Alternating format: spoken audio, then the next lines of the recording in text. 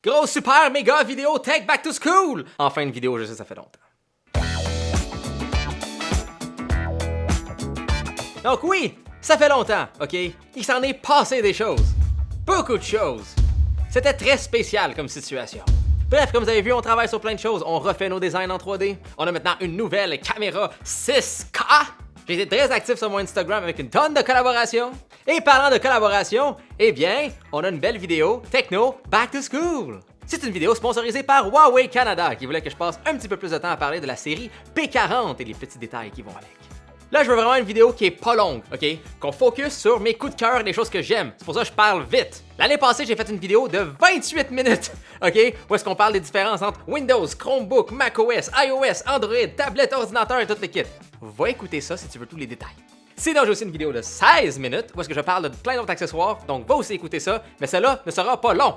Il y aura des liens en barre d'informations, certains seront affiliés. Dans tous les cas, sinon, ma gueule, commençons, j'ai plein de choses, j'en ai 18.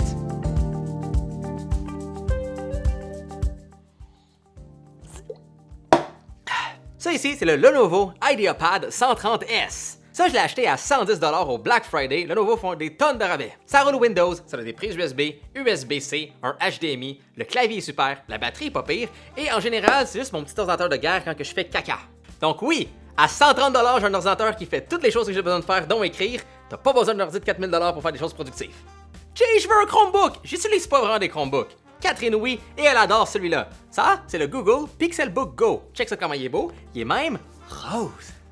L'affaire avec ce Chromebook-là, c'est que tout est bien. Le clavier, il est vraiment super. Les haut-parleurs sont sublimes. L'écran est vraiment beau et touch. La batterie, elle est ridicule. Le touchpad est en verre et génial. À 879$, c'est comme l'ordinateur rond qui est comme juste parfait. Mais faut que t'aimes les Chromebooks. Tout compact, tout mignon, c'est le Microsoft Surface Go 2. Là, l'écran est vraiment plus gros dessus que le modèle de l'année passée, ce qui est vraiment génial.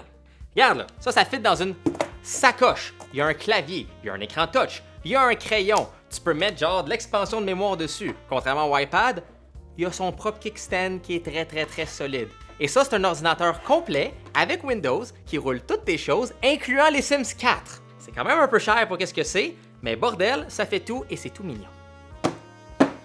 Laissez-moi vous présenter mes deux amis haut de gamme. Voici Monsieur Option et voici Monsieur Immersion. Ça peut être Madame aussi, ok? On va pas rentrer dans les détails. Option, c'est le Microsoft Surface Book 3. Immersion, c'est le Huawei MateBook X Pro. Lui part à 1900$, le modèle qui est ici vaut 3000$ et il y a plein de différentes configurations. Lui, il a juste un seul modèle, il coûte 2300$ et il a pas mal tout. Mon modèle ici a 32GB de RAM. Lui en a 16. Lui ici a 512GB de SSD. Lui ici a 1 Tb.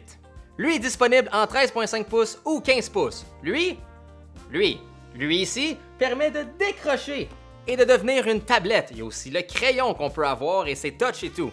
Lui ici ne se décroche pas, mais il est ridiculement plus mince et c'est pas comme une grosse brique comme lui qui est à côté. En même temps, il y a la belle petite bordure ultra mince. Lui non, c'est des grosses bordures épaisses. Donc lequel des deux est meilleur pour vous? Ça dépend vraiment. Est-ce que vous voulez avoir le maximum d'options, la grosse carte graphique et tout, et payer le prix et traîner le truc plus épais? Ou vous voulez avoir l'option qui est plus mince? Il y en a juste un seul à acheter, qui est vraiment performant pour le prix, et il vient même avec le petit accessoire qui est vraiment cute pour pouvoir avoir des prises de plus sans le traîner dans l'ordinateur. Parce que lui, il a un lecteur de carte SD. Mais en même temps, petite différence. On parle de téléphone! J'ai deux téléphones à vous présenter. Le premier, c'est le Google Pixel 4a. Ce petit téléphone-là coûte 479$, sans aucun engagement, sans rien. C'est le prix total du téléphone. Boum! Lecteur d'empreinte digitale à l'arrière, un écran quand même très immersif, des caméras très performantes pour le prix, il y en a juste une de chaque côté, là, pas de ultra wide et de choses fancy comme ça, et échappe-le pas dans l'eau. Parce que c'est pas de résistance à l'eau. Par contre, il vient avec 128GB de stockage, qui pour le prix, quand même pas mal pas pire. Pour la personne moyenne, c'est un super téléphone. T'as pas besoin d'un iPhone de 1500$. Puis en plus, il y a encore la prise écouteur. Maintenant, Jay, moi j'ai envie de payer la totale puis d'avoir un méga téléphone. Ben, ça tombe bien, parce que mes amis chez Huawei ont ça avec la nouvelle série P40. Ça, c'est le P40 Pro Plus, ok? Ce téléphone-là, il est abusif. Juste en arrière, il y a 5 caméras. Mais le P40 Pro, qui est en vente ici, a tout quand même. On parle d'un écran de 90 Hz. On parle d'un nombre ridicule de caméras qui ne fit pas sur une seule main. On parle d'un lecteur d'empreintes digitales dans l'écran et reconnaissance faciale. On parle même d'un petit IR Blaster pour contrôler ta télévision avec ton téléphone. Niveau performance, c'est ridicule, et niveau batterie, il n'y a rien qui le bat. Vraiment rien qui bat les téléphones Huawei, mais lui est encore plus incroyable. Je veux juste le mentionner une autre fois, les caméras dessus sont vraiment bonnes. OK? C'est la série P, P c'est pour photographie, si vous ne le saviez pas. Donc là, vous avez peut-être entendu des choses à gauche et à droite au niveau de « Ah, le téléphone Huawei, ils n'ont pas ça, ou ils ont ça. » OK. Il n'y a pas les services Google dessus. Ça veut dire que si tu veux installer Gmail et l'utiliser, ça ne marchera pas. Par contre, tu peux installer Outlook puis ouvrir ton compte Gmail dessus. Tu peux installer Google Maps, tu ne pourras juste pas le connecter avec ton compte. Il n'y a pas l'application YouTube, mais tu peux aller sur le site de YouTube, te connecter à ton compte, écouter des vidéos et commenter. Il n'y a pas le Play Store, mais il y a le Huawei App Gallery, qui a une tonne d'applications. Oui, incluant TikTok. Donc, Jay, comment ça fonctionne? Ça fonctionne très bien, OK? Je l'utilise, j'ai Lightroom dessus, j'ai Instagram dessus, j'ai toutes mes différentes applications dessus, et ça va bien. Voilà les différentes façons que tu peux avoir tes applications sur le P40. Ah! Avec Phone Clone. Ton ancien téléphone, tu le plugues dessus, ça transfère tout, incluant tes anciennes applications. 2. L'App Gallery. C'est comme le Play Store, sauf la version de Huawei, il y a plein d'applications dessus. 3. Petal Search, qui lui, je dois avouer, est vraiment génial. Lui, ce qu'il va faire, c'est qu'il va chercher dans l'App Gallery, et s'il n'est pas là, il va aller le trouver. Il va le trouver. Lightroom, je l'ai installé comme ça. J'ai installé toutes mes autres applications comme ça, ça va vraiment bien. Ou 4, ben, il y a une version web, OK? Si je prends Catherine, c'est son travail de faire des vidéos sur YouTube. Elle a besoin de l'application YouTube Creators. Elle est en train de se dire, est-ce que je sacrifie cette application pour utiliser ce téléphone malgré tout tellement qu'elle l'aime? Parce que oui, le téléphone est aussi génial et les photos sont aussi belles. Allez lire, allez vous informer, allez regarder ça. Ça peut être un super téléphone pour vous.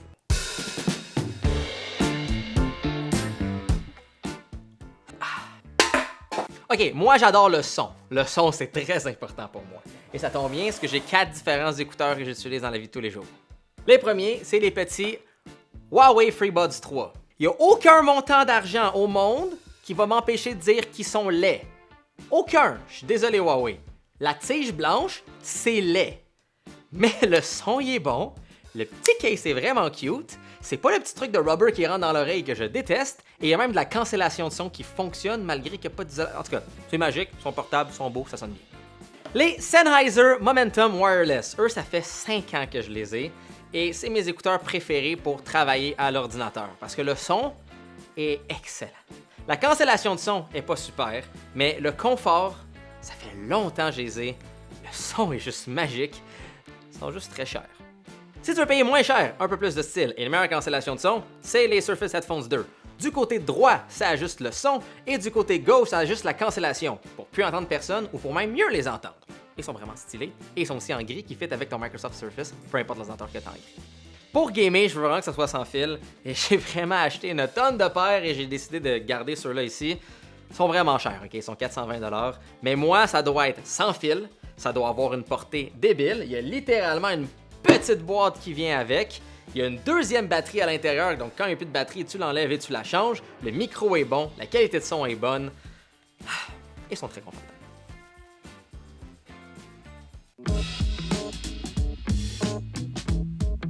Jay, recommande-nous une montre intelligente! Ok, j'en recommande vraiment pas beaucoup parce que moi, n'importe quoi que 2-3 jours de batterie, c'est un gros non. Si vous me suivez depuis longtemps, avant même d'avoir reçu $1 de la part de Huawei, je portais la Huawei Watch GT. Et là, j'ai la Huawei Watch GT 2. Et la raison pourquoi, c'est que cette chose-là a 2 semaines de batterie, malgré qu'il est tout beau en métal avec un écran couleur rond. Il y a un sleep tracking, il y a un fitness tracking, il y a toutes mes notifications, ça va dans l'eau. La grandeur de bracelet, c'est universel, fait que j'ai mis ce petit truc-là de Amazon en velcro beaucoup plus confortable. Moi, les petites applications sur le poignet, j'en ai pas de besoin, je veux juste savoir, c'est qui m'a écrit un message? Non, je continue de travailler. C'est le seul que je recommande, c'est le seul que je porte. En termes d'assistant, j'ai quelque chose d'un peu plus spécial pour vous. Comme d'habitude, le petit Nest Mini de Google, le son est excellent, la reconnaissance est vraiment bien, le prix est pas trop cher et ça se met super bien sur votre bureau pour écouter de la musique ou juste vous dire « Rappelle-moi de faire ça ». Mais, avec l'assistant Alexa d'Amazon, j'ai reçu le petit Echo Spot et pour vrai, il est vraiment cute. En plus, avec le petit écran circulaire rond et la belle voix d'Alexa, je commence à vraiment l'apprécier. Donc, si jamais vous voulez avoir une vidéo Google Assistant versus Amazon Alexa, Dites-le moi dans les commentaires en bas, ça pourrait être vraiment impressionnant. Mais bon son, très mignon et avec écran. Finalement, niveau gaming, je vais peut-être faire une petite section gaming parce que c'est le fun de temps en temps. Microsoft Flight Simulator, le nouveau 2020, c'est génial. Okay? Tu pilotes un avion à travers le vrai monde. S'il y a une tempête à telle place, tu peux voler à travers la tempête avec un véritable avion avec tous les boutons que tu peux contrôler. C'est un jeu super, ça va juste détruire ton ordinateur s'il n'est pas assez puissant. J'ai aussi beaucoup de fun avec cette petite affaire-là, ça s'appelle un BitBoy. Ça, c'est semi-légal. Et ça permet d'émuler plein de consoles. Super Nintendo, Nintendo Entertainment System, Game Boy, Game Boy Advance. Donc des fois, quand mon ordinateur fait un rendu, je joue avec ça, les boutons sont géniaux, je joue à des vieux jeux, et ça fait passer le temps pour quelque chose qui coûte 30$. Sinon, ça peut valoir la peine d'aller voir le Xbox Game Pass Ultimate, parce que tu payes un montant par mois et tu peux jouer à une centaine de jeux d'Xbox, autant sur ton ordinateur, autant sur une Xbox, autant sur ton téléphone, Android seulement, Apple veut pas. Tu te prends une manette d'Xbox, tu cherches un petit socle en plastique pour mettre ton téléphone dessus, et là tu joues à des jeux d'Xbox sur ton téléphone, parce que c'est dans le cloud, et tu y joues dessus. Donc allez voir ça s'appelait xCloud avant, c'est vraiment cool. J'espère que cette vidéo était pas trop longue. J'ai essayé de parler vite et de présenter les 18 choses que j'utilise et que j'aime beaucoup. Évidemment, je peux pas tout tester, je peux pas tout utiliser, je peux pas tout recommander. Donc c'est vraiment les choses que je reçois et les choses que moi j'utilise. Sinon, on travaille encore sur les animations 3D, ce n'est pas fini, voyez encore les anciennes animations. La vidéo Google Assistant versus Amazon Alexa, je veux vraiment la faire, donc dites-moi si ça vous intéresse ou non. Et oui, je sais qu'il n'y a pas beaucoup de vidéos, mais je suis très actif sur Instagram, donc allez me suivre sur Instagram, allez me suivre sur Twitter si vous voulez me voir chialer en anglais. Et sinon, soyez abonnés à cette chaîne, pesez la petite cloche pour essayer de ne pas manquer quand il y a une vidéo qui apparaît sur cette chaîne. Merci encore à mes amis chez Huawei Canada pour tous ces beaux appareils et cette collaboration. Et sinon, soyez beaux. Soyez coquins. Et je vous aime. Bonne rentrée! Portez votre masque et lavez-vous les mains. Mais bonne rentrée!